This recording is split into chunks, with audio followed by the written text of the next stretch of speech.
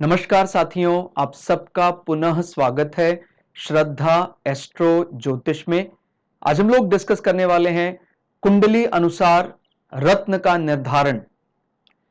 कई दफा ये प्रश्न सामने आता है जब किसी का कुंडली अवलोकन किया जाता है कि मेरे लिए किसी ने बताया है द्वितीय भाव का रत्न धारण करें, पंचम का रत्न धारण करें, एकादश का रत्न धारण करें, द्वादश का रत्न धारण करें।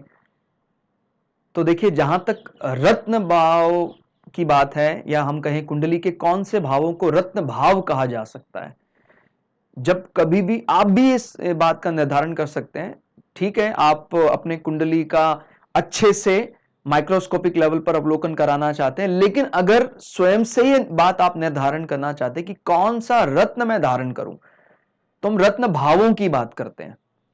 और ये बात हमें भूलनी नहीं चाहिए कि जब कभी भी हम रत्न की बात करेंगे, वो रत्न एक प्रकार का देवता है, वो एक मूर्ति है। और जब आप ज्योतिषीय ग्रंथ पढ़ते हैं तो उसमें साफ साफ ये बात लिखी है कि जो कुंडली का लक्ष्मी त्रिकोण है, जब मैं लक्ष्मी त्रिकोण की बात करता हूं तो आपको कहीं ना कहीं इसको हमारे अर्जित पुण्यों के साथ जोड़ना है, यानी बिना मेहनत के मिल रही प्राप्तियां। अब कई दफा हमें अच्छा जॉब भी है, लेकिन उसको ऐसा लगता है कि मेरे मन मुताबिक नहीं है। तो कई दफा मन को अनुकूल वो चीज लगने लग जाए, उतना ही काफी होता है। जॉब में परिवर्तन की जरूरत नहीं है, मन को अनुकूल लगने लग जाए, शरीर को सुख मिलने लग जाए, थोड़ा उसी जॉब में वो अच्छा लगने लग जाता है। हम जी रहे हैं बहुत बढ़िया ढंग से, लेकिन कहते हैं कि सर पता नहीं क्यों जिस भी कार्य में हाथ डालते हैं एक बार में नहीं बनता है, 2 बार हाथ लगाना पड़ता है, 3-4 बार अटेम्प्ट करना पड़ता है। वो कहीं ना कहीं नवम भाव की बात कर रहा है, यानी भाग्य का पूरी तरह साथ ना मिलना। कार्य उसके हो रहे हैं लेकिन वो अटेम्प्ट ज्यादा कह रहा है जी। फिर जो सबसे बड़ा एक समस्या है उसको हम पंचम भाव के साथ, जो जिसको बोलते हैं फैमिली प्रेस्टीज, पंचम भाव या परंपरा से प्राप्त इस प्रकार का जो पद है, और इसको क्योंकि संतान भाव के साथ भी जोड़ते हैं, एक परिवार के लिए बहुत बड़ा सुख, इसको रोमांस के साथ भी जोड़कर देखा जाता है पंचम भाव को। तो लेकिन अभी तो हम भौतिक विषयों की बात नहीं कर रहे हैं कि भाई इसको और भी कई विषयों के साथ जोड़ा जा रहा है, आपके घुटनों के साथ भी जोड़कर, घुटना का ऊपरी हिस्सा यानी थाई वाला पार्ट जोड़कर देखा जा रहा है, इसको आपके सेरेब्रम मस्तिष्क के साथ जोड़कर देखा जा रहा है, वो एक अलग विषय। लेकिन प्रश्न यह आता है कि रत्न किसका धारण करें जो हमारे लिए अर्जित पुण्य की बात करता है। याद रखिए, जो प्रारब्ध में लिखा है वो तो होकर रहेगा, ये सभी लोग कहते हैं, मैं भी यही बात कहता हूं। लेकिन हम उस दृष्टि को तो बदल सकते हैं, जहां हमने पहले सोचा था कि यार वो चीज शायद सही नहीं है, अब वो मुझे लगा नहीं यार ये तो वो सही है, मैंने पहले गलत निर्धारण किया था। तो ये दृष्टि अगर बदल जाए तो भी हमारा कल्याण हो सकता है। तो ये सभी के लिए नियम है, ऐसा नहीं है कि वो कुंडली के अनुसार, लग्न के अनुसार बदलता रहेगा। आपको अगर रत्न निर्धारण करना है तो सबसे पहले रत्न भावों को देखें, और रत्न भावों का प्रारब्ध के साथ या कहें पूर्व जन्मों के साथ ज्यादा संबंध है।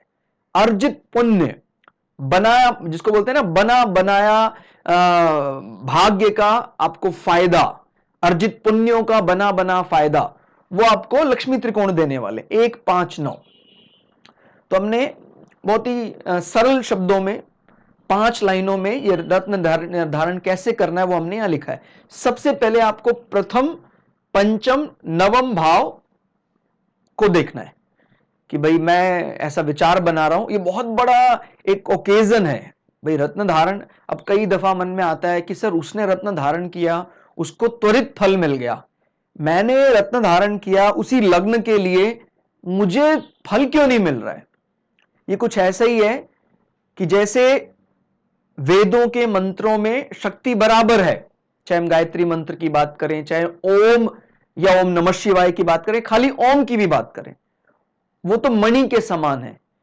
लेकिन कोई उसको मणि समझे तो उसको जप रहा है, उसको पता ही नहीं है किस प्रकार से उसका पालन करना है। रत्न उसने धारण किया हुआ है, रत्न उसके लिए एक पत्थर के समान है, हालांकि रत्न पाषाण ही है वो, जिसको हम बोलते हैं ना जेम स्टोन, उसकी परिभाषा ही क्या है, रत्न पाषाण। उसमें कोई जीव नहीं है, लेकिन जैसे हम मूर्ति में प्राण प्रतिष्ठा करते हैं, ऐसे ही उस पत्थर का भी प्राण प्रतिष्ठा किया जाता है। अब कई दफा हम इसको पता नहीं है बड़े अलग अलग रंग से कह देते भी इसने मेरे किसी तांत्रिक ने मेरे जेमस्टोन को अभिमंत्रित किया हुआ है। तांत्रिक किसी भक्त से ज्यादा बलवान नहीं है, ये बात याद रखिएगा। हां, हम जहां धनात्मक तंत्र की बात कर रहे हैं, तंत्र यानी एक विधा, अगर कोई पॉजिटिव तंत्र विद्या से आपके स्टोन को एनर्जाइज कर देता है तो निश्चित रूप से वो होना ही चाहिए। ऐसा नहीं कि आप किसी भी दुकान पर जाकर स्टोन ले आए और धारण कर लिया। भक्ति के लिए वैसे कोई मुहूर्त नहीं होता है, लेकिन अगर हमें प्राप्तियां चाहिए तो मुहूर्त पर भी विचार करना बेहद आवश्यक है कि आज कौन सा योग चल रहा है। कहता जी आज वृद्धि योग चल रहा है और आज शूल योग चल रहा है। अब शूल योग में आपने धारण किया है, सभी आकाशीय गणनाएं आपके विपरीत जा रही हैं, तो ध्यान रखना है। आप कई दफा ये वाक्य कहते हैं कि भाई मैं तो हृदय का बहुत साफ हूं, मैं ईश्वर पर अटल विश्वास करता हूं, लेकिन जहां अपनी प्राप्तियों की बात आती है वहां फिर ये बात नदारत सी जान पड़ती है। इसलिए अपने आप को स्वीकार करना सीखना चाहिए कि नहीं, मेरे मन में मेरा ध्येय है कुछ, मुझे प्राप्तियां करनी है। अगर प्राप्तियां करनी है तो अच्छी एस्ट्रोलॉजिकल जब कॉम्बिनेशन बनते हैं तो उन मुहूर्तों में करेंगे तो बहुत बढ़िया रहेगा। जैसे जब सर्वार्थ सिद्धि योग चलते हैं और इस प्रकार के योग चल रहे हैं तो उसमें ये रत्न धारण करने का विशेष महत्व है। तो समय का ध्यान रखना है। किसी अच्छे, कहता जी अब हमें इस प्रकार के कोई ऐसे पांडित्य कर्म करने वाले, कोई ऐसे कर्मकांडी ब्राह्मण नहीं मिलते हैं। अरे ढूंढने से तो भगवान भी मिल जाता है। ये एक कर्मकांडी की बात है जो उस रत्न को अभिमंत्रित कर सके। आप अच्छे से विचार करें कि भाई मुझे कोई शॉर्टकट वाले तरीके नहीं चाहिए, मुझे थोड़ा समय लग जाए। अच्छे, जिनका सबसे ज्यादा बल किसमें होता है? ज्यादा बल किसी कर्मकांडी ब्राह्मण ने बहुत ज्यादा अध्ययन किया, उससे ज्यादा उसका सदाचार कैसा है, वो रूटीन में कैसा रहता है। पता लगा वो बहुत बड़े बड़े श्लोकों का पाठ करता है, लेकिन हमने ये बात तो देखिए जानना जरूरी है, गुरु भी या हमारे पुरोहित भी हमें जानकर करने हैं। ऐसे नहीं कि कोई भी जो खुद नियम पालन नहीं करता है, फिर वो मान लीजिए किसी नियम के बारे में बताएगा तो कैसे चलेगा।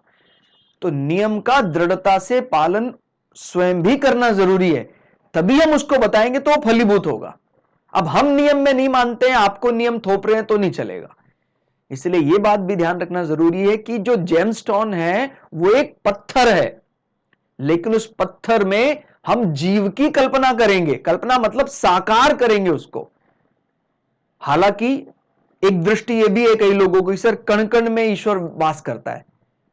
अगर ये वाली दृष्टि है तो बहुत बढ़िया है, लेकिन जहां आपके पुत्र की और दूसरे के पुत्र में अंतर की बात आती है फिर वहां आप अलग हो जाते हैं। तो इसमें बहुत ज्यादा सेलेक्टिव हो जाते हैं, इसीलिए फल नहीं मिल रहा है।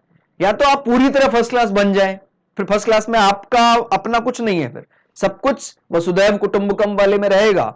मतलब ये हमको मानना ही पड़ेगा कि जब तक हमारे मन में इच्छाएं बहुत ज्यादा हैं कि नहीं मेरा ये काम पूरा हो जाए, मेरा ही काम पूरा हो जाए मेरी संतान के लिए, तब तक हम सेकंड क्लास थर्ड क्लास व्यक्ति मान रहे हैं अपने आप को। और तब हम जो भी एस्ट्रोलॉजिकल योग बन रहे हैं उनका बेनिफिट ले सकते हैं, अगर हमारी इच्छा ऐसी हो रही है कि भाई हमें कुछ प्राप्तियां करनी है। हालांकि जो प्रारब्ध में लिखा है फाइनली वो तो होकर रहेगा, लेकिन हम कई बार जिद करके कोई चीज चाहते हैं कि सर मुझे ये चीज चाहिए, प्राप्तियां करवानी है मुझे। मेरी बात को समझिए, प्राप्ति होने से जरूरी नहीं कि कोई व्यक्ति सुखी हो जाएगा। सुखी होना एक अलग विषय और प्राप्तियां पाना एक अलग विषय। तो हम कई दफा ये करते हैं कि नहीं मुझे प्राप्तियां होनी चाहिए, और ऐसे नियम बने हैं कि अगर कोई ऐसा चाह रहा है तो कुंडली के अपने प्रथम, पंचम और नवम भाव को बदलने का प्रयास करे, जिसको हम बोलते हैं अर्जित पुण्य। इतने ज्यादा पुण्य अर्जित कर ले कि पुराने अगर हमारे जीवन में कोई पुण्य नहीं है तभी भी इस जन्म में हम अपने नए पुण्य अर्जित कर उनका फायदा उठा सके। तो इसके लिए हम रत्नों का भी एक तरीका है कि रत्न धारण कर सकते हैं, लेकिन मैं आपको फिर से बता रहा हूं, रत्न धारण करने का फल उसी को है जो रत्न को रत्न ना समझकर साक्षात वही देवता मानेगा उसको। कि जैसे प्रथम भाव का स्वामी मंगल, इस एग्जाम्पल चार्ट के लिए, तो फिर अगर आपने मूंगा पहना है तो मूंगा नहीं है, फिर वो मंगल देवता है।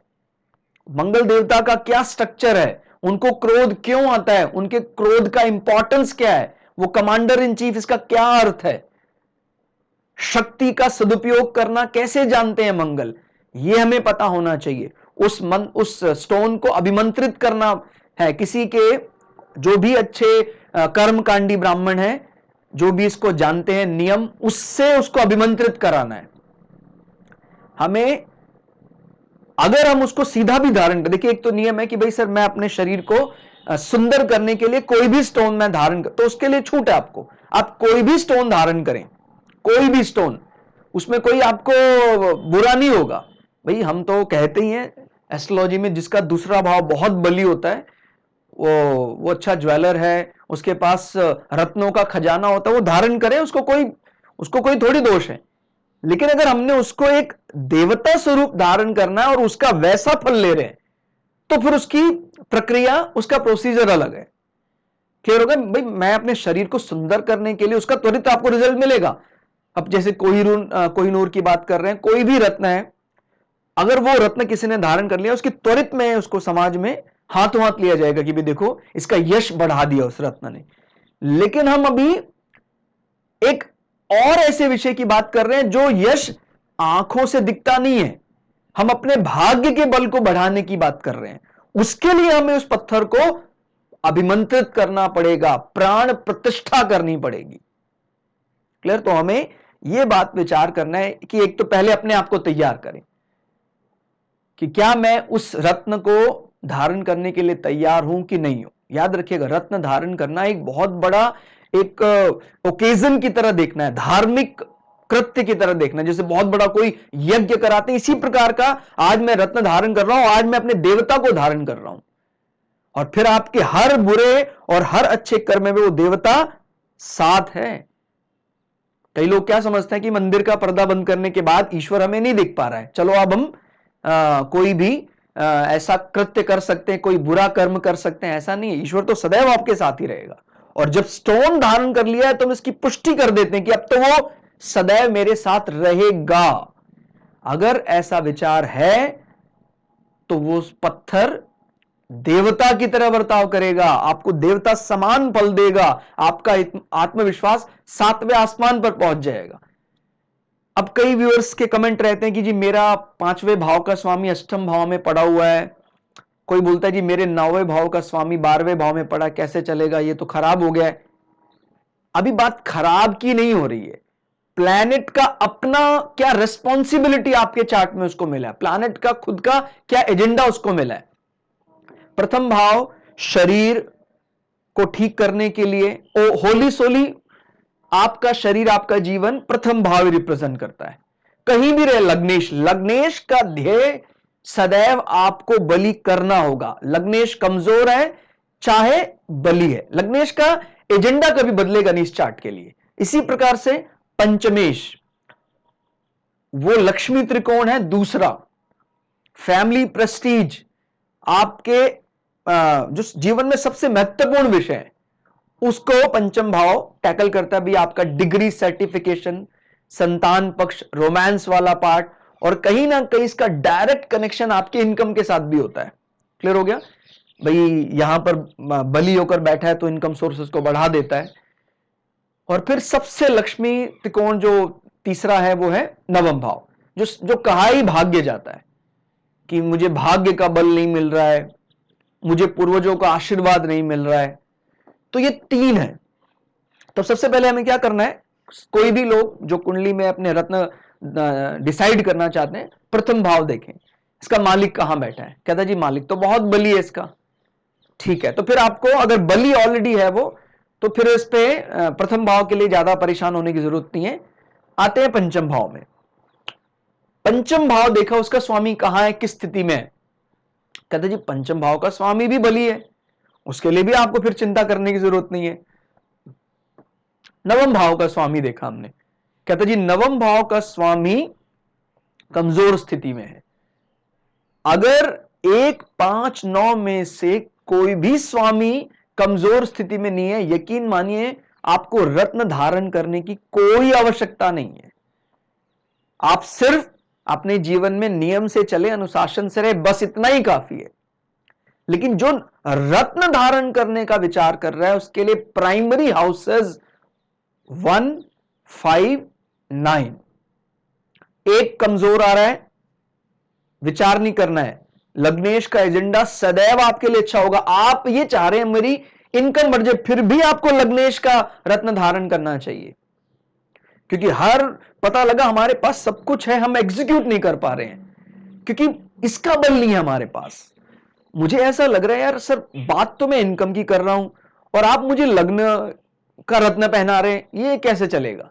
याद रखिए, लग्न यानी हम अपने आप की बात कर रहे हैं। हमें किसी कारण से दुख रहता है, हम अपने आप को प्रेजेंट नहीं कर पा रहे हैं, शायद इस कारण से हमारे इनकम में दिक्कतें आ रही हैं। अब लग्नेश पता लगा बली है, फिर भी इनकम नहीं आ रही है, फिर पंचमेश पर विचार करें आप। आपका जो विवेक शक्ति है, सांसारिक दृष्टि है वस्तुओं को समझने की, याद रखिएगा विवेक बुद्धि हम पंचम भाव से देखते हैं। सांसारिक बुद्धि की बात कर रहा हूं मैं अभी, अंतर ज्ञान अंतर चक्षु हम चतुर्थ भाव से देखते हैं।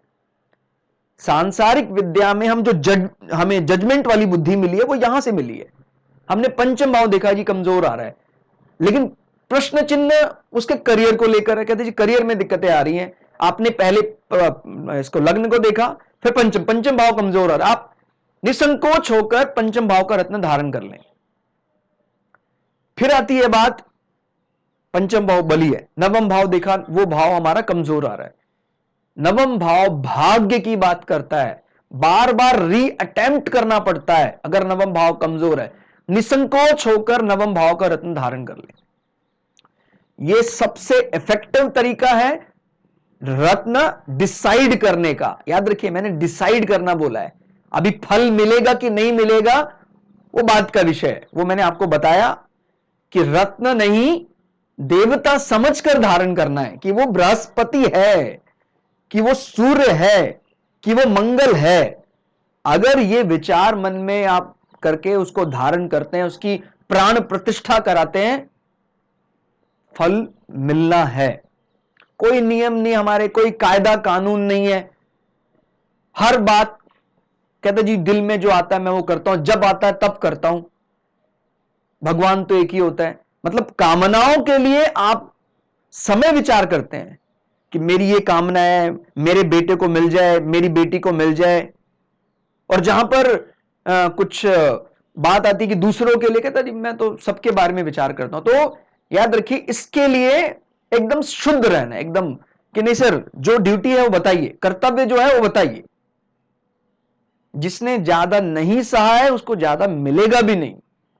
अगर कुछ ऐसा मिरेकल, कोई ऐसा जादू आप अपने जीवन में चाहते हैं तो आपको भी कड़ा प्रयास करना पड़ेगा, अथक प्रयास करना पड़ेगा। तो पहला, प्रथम, पंचम और नवम भाव जो लक्ष्मी त्रिकोण है उससे ही रत्न धारण किया जाता है, इन्हीं को रत्न भाव बोला जा सकता है। फिर हम प्रथम, पंचम, नवम में राहु केतु पर भी विचार करना है। यह दूसरा पॉइंट, इंपॉर्टेंट पॉइंट है। अगर पहला भाव का स्वामी बली है, पंचम भाव का स्वामी बली है, नवम भाव का स्वामी बली है, तो फिर किस पॉइंट पर जाएं। फिर देखिए भी क्या प्रथम भाव में राहु या केतु सैड मूड में तो नहीं बैठे हुए हैं, यानी जो हमने बताई हैं उनकी राशियां, जिन राशियों को वो अपना मानकर बैठते हैं उन राशियों के अतिरिक्त किन राशियों में तो नहीं बैठे हुए हैं। अगर बैठे हैं तो उनके रत्नों पर भी विचार करना है।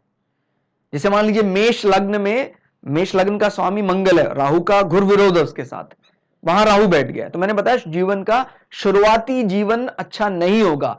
आप राहु का रत्न धारण कर सकते हैं। ठीक हो गया। तो इसी प्रकार से, यानी गोमिद, इसी प्रकार से पंचम भाव में कहीं हमने देखा भी राहु फेवरेबल मूड में नहीं बैठा हुआ है, तो राहु का रत्न धारण कर सकते हैं। नवम भाव में देखा राहु फेवरेबल मूड में नहीं है, राहु का, यानी सबसे पहला क्या तरीका है, हम 1 5 9 को ही रत्न भाव बोलेंगे, इन्हीं से ही रत्न निर्धारण करेंगे। और अगर मेरे यकीन कीजिए आप, अगर लग्नेश मजबूत है, पंचमेश मजबूत है, नवमेश मजबूत है, इसमें प्रथम पंचम नवम में राहु केतु का कोई ऐसा नेगेटिव रोल नहीं है। याद रखिए, अगर वो सपोर्टिव है फिर कोई ऐसे रत्न धारण करने की आवश्यकता नहीं है। यही वास्तव में रत्न भाव है, इन्हीं का रत्न हमें धारण करना चाहिए। प्लैनेट कहीं भी बैठा हो, मैं दोबारा रिपीट कर रहा हूं, प्लैनेट का एजेंडा अच्छा ही रहेगा, चाहे दूसरा भाव भी उसका हो, वो भी हम समझ रहे हैं। कई लोगों के दिमाग में आ रहा होगा सिर्फ देखो बृहस्पति का एजेंडा तो 12वां भाव भी है, मंगल का एजेंडा तो आयु भाव भी है, सबसे जो कठिन माना जाता है अष्टम भाव उसका भी है, उसको उसका सेकेंडरी रिस्पॉन्सिबिलिटी है, लेकिन प्राइमरी तो वो इस लग्न का राजा है, इस चार्ट का राजा है वो। तो हमें वो डिसाइड करना है 1 5 9 से कि कौन सा रत्न धारण करें। ये बात हमने ऑलरेडी डिस्कस कर ली। रत्न पाषाण ही है, जेमिक स्टोन ही है, पत्थर ही है, जब तक उस पर प्रतिष्ठा नहीं होगी। गायत्री मंत्र तो बराबर है, लेकिन किसी ने उसको गायत्री मंत्र की तरह भजा है, आस्था के उसको माना है कि देवता है, साक्षात परब्रह्म परमात्मा उसके मंत्र उच्चारण में विराजमान करते हैं, तभी वो उसके लिए फल देगा। नहीं तो गायत्री मंत्र या और हजारों मंत्र लोग भजते हैं, फल नहीं मिलेगा। तो आपको बात याद रखनी है कि रत्न पाषाण प्रतिष्ठा के बाद साक्षात देवता। तो अब आप क्या पहन रहे हैं कि भाई आपने मान लीजिए सूर्य का रत्न धारण किया है, माणिक, तो आप कहीं भी जा रहे हैं, मेरे साथ सूर्य है, मेरे साथ सभी रत्नों का राजा है, मेरे पास सरकार की अनुशंसा है, मेरे पास बॉस की अनुशंसा है, ऐसा विचार करके और बड़े शुद्ध मन के साथ धारण करना है। फिर आप एक पल के लिए भी अपने आप को गलत ढंग से इन्वॉल्व नहीं कर सकते। क्लियर हो गया? उसके बाद पंचम प्रथम नवम के ग्रह वर्ण धातु का भी आपको विचार करना है। मतलब कई दफा ऐसा भी हो जाता है कि इसमें किसी को कंपेल नहीं करना है कि भाई फटाफट रत्न मुझे दिलाइए। अब वो पता लगा वो रत्न आ रहा है 50,000 का, उसकी कीमत सारी मिलकर 1 लाख रुपए बन रही है, ऐसा नहीं करना है।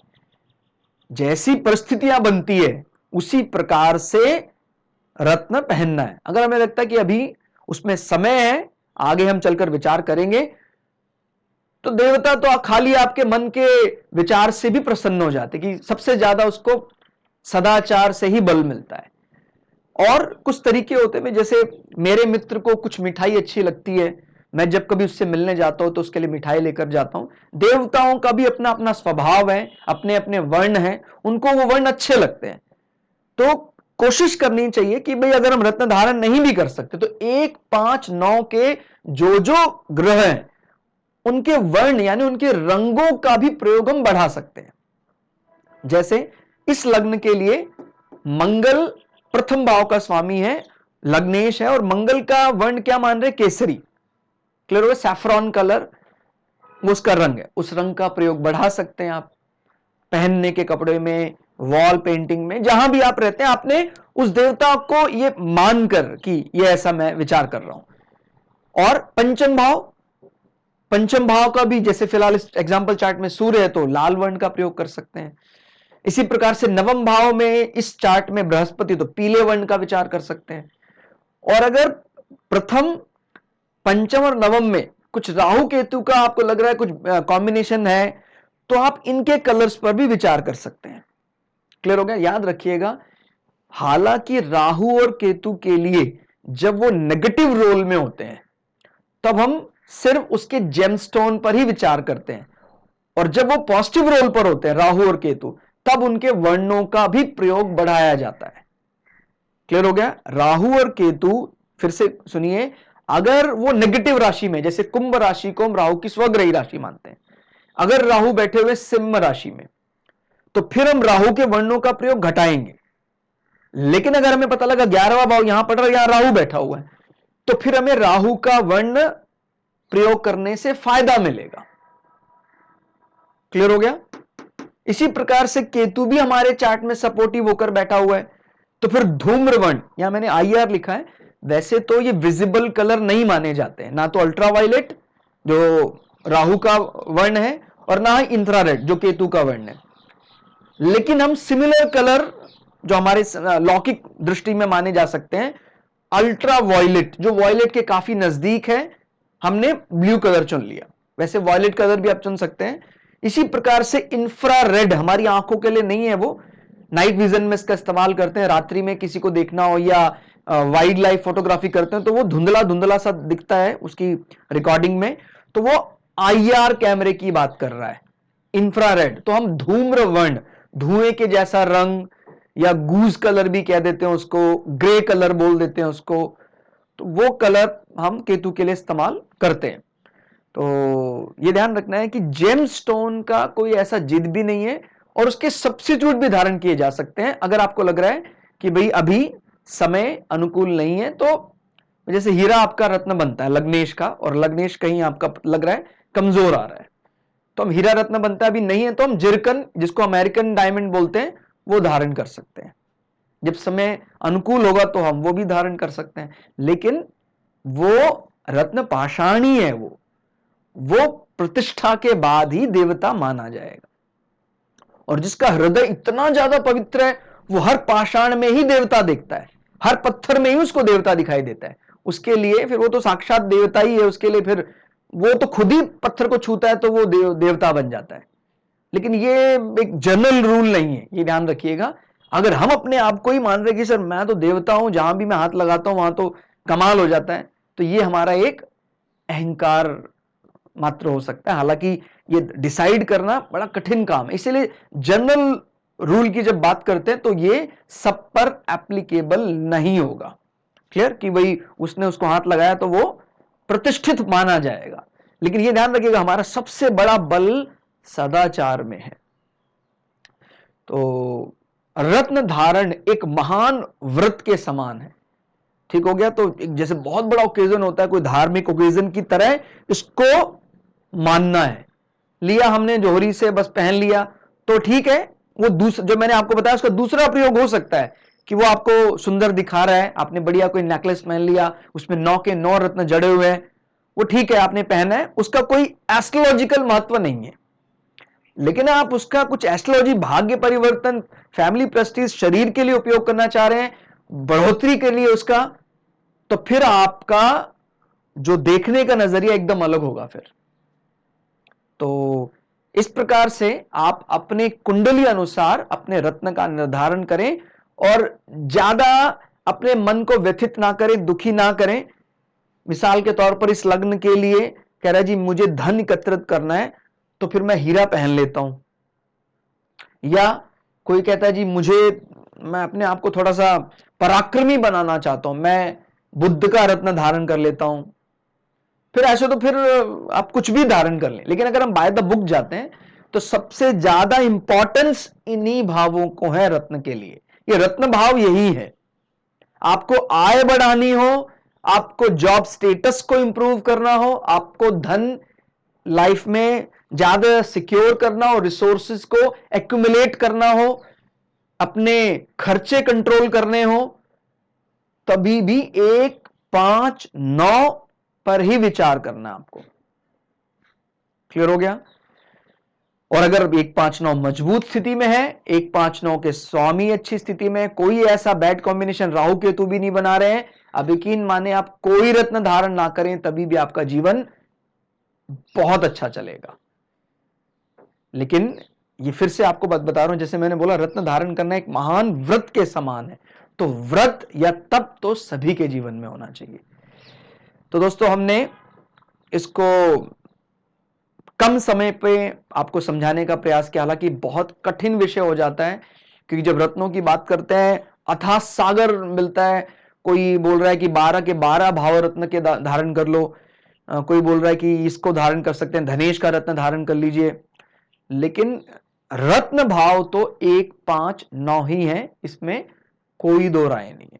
और आप इसका मिरेकल, इसका बड़ा बदलाव आपके जीवन में तभी आएगा जब आप उस रत्न को पत्थर से देवता में बदल देंगे। आज के लिए इतना ही, मिलते हैं अगली क्लास में। तब तक के लिए जय श्री भगु पराशरा, जय श्री शुक्राचार्य, नमस्कार।